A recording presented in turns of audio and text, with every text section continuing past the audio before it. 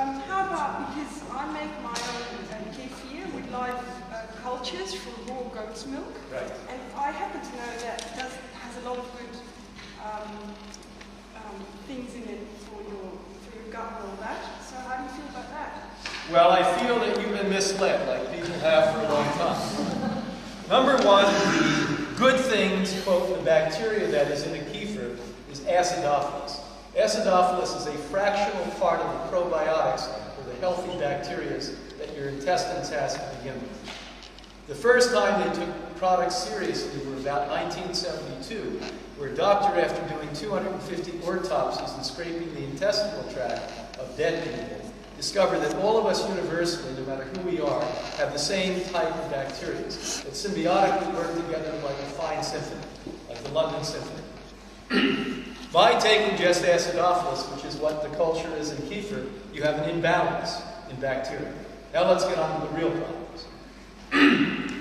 Kefir, be it if it's from dairy food from a goat, or be it from dairy food from a cow, there's a slight difference. Okay, there's a slight difference in the goat, but fermented fat is a carcinogen. All fats that are fermented oxidize. Oxidization creates exactly what you saw there when the cell no longer can communicate.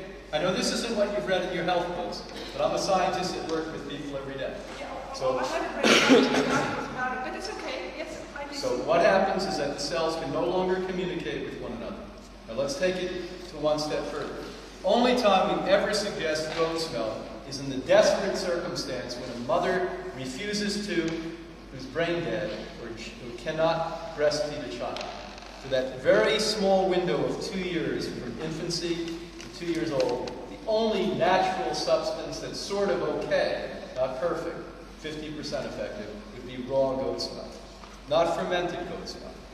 And so be very cautious of the old folk things that we have from the past, saying that Russians live a long time because they ferment yogurt and things like this. It's not so. This is an ingrained thing. When I lived in Europe, I understand how ingrained dairy food is, how ingrained, like in France, they hit you over the head if I talk against bread. I get it. These are old cultures. It's wrong. If you want to read about extremely important work on all forms of dairy food, most important, the cow dairies food, read the China study by Dr. Clement. And he'll tell you, after his half a century of work on cancer and other diseases, the number one cause of cancer is not meat. The number one cause of cancer is something called casein, a protein in cow's milk. That's where that comes from.